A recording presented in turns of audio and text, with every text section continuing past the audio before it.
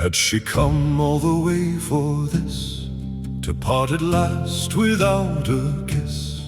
Yeah, had she borne the dirt and rain, that her own eyes might see him slain beside the haystack in the floods, along the dripping leafless woods, the stirrup touching either shoe, she rode astride as troopers do, with kirtle kilted to her knee, to which the mud splashed wretchedly, and the wet dripped from every tree. Upon her head and heavy hair, and on her eyelids broad and fair, the tears and rain ran down her face. She felt the foot within her shoe, against the stirrup, all for this, to part at last without a kiss, beside the haystack in the floods. For when they neared that old soaked hay, they saw across the only way that Judas, Godmar, and the three red running lions dismally grinned from his pennon, under which, in one straight line along the ditch, they counted 30 heads. So then, while Robert turned round to his men, she saw at once the wretched end, and stooping down tried hard to rend her coif the wrong way from her head, and hid her eyes while Robert said, "Nay, love, 'tis scarcely 2 to 1 at Poictiers where we made them run so fast. Why, sweeten my love, good cheer, the Gascon frontier is so near. Not after this." But oh, she said, my God, I have to tread the long way back without you. Then the court at Paris, those 6 men, the gratings of the Chatelet, the swift Seine on some rainy day, like this, and people standing by and laughing while my weak hands try to recollect how strong men swim. All this, or else a life with him, for which I should be damned at last. Would God that this next hour were past. He answered not, but cried his cry, St. George for Marnie, cheerily, and laid his hand upon her rein.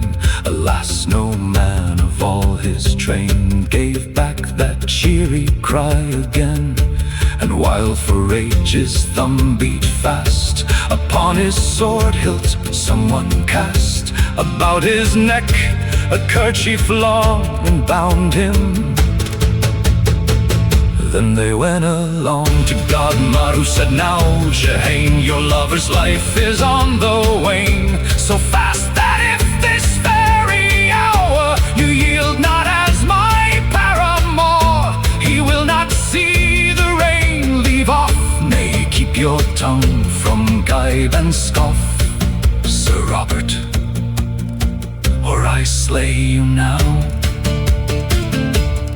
She laid her hand upon her brow, then gazed upon the palm as though she thought her forehead bled. And "No," she said, and turned her head away, as there were nothing else to say.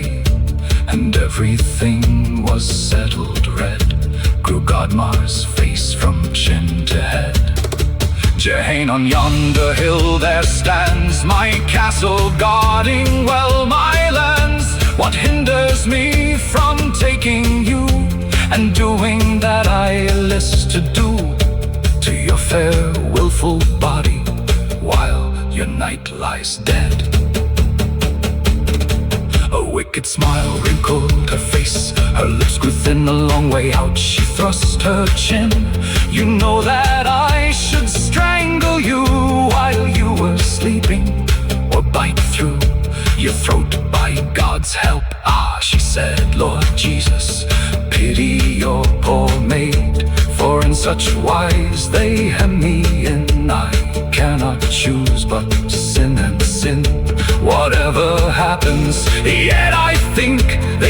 not make me eat or drink, and so should I just reach my rest. So scarce awake, dismounting, did she leave that place, and totter some yards with her face turned upward to the sky. She lay her head on a wet heap of hay and fell asleep. And while she slept and did not dream, the minutes crept round to the 12 again. But she, being waked at last, sighed quietly, and strangely childlike came and said, I will not. Straightway Godmar's head, as though it hung on strong wires, turned most sharply round, and his face burned. For Robert, both his eyes were dry. He could not weep, but gloomily he seemed to watch the rain. Yet too his lips were firm. He tried once more to touch her lips. She reached out sore, and vain desire so tortured them, the poor grey lips. And now the hem of his sleeve brushed them. With a start up, Godmar rose, thrust them apart. From Robert's throat he loosed the bands of silken mail. With empty hands held up she stood and gazed, and saw the long great blade without a flaw glide out from Godmar's sheath. His hand in Robert's head, she saw him bend back Robert's head. She saw him send the thin steel down. The blow told well, right back with the night Robert fell, and moaned as dogs do, being half dead, unwitting as a deed. So then Godmar turned, grinning to his men, who ran some 5 or 6 and beat his head to pieces at their feet. Then Godmar turned again and said, So Jehane, the first fitted is red. Take note, my lady, that your way lies backward to the chattelet. She shook her head and gazed a while at her cold hands with a rueful smile, as though this thing had made her mad. This was the parting that they had beside the haystack in the fluss.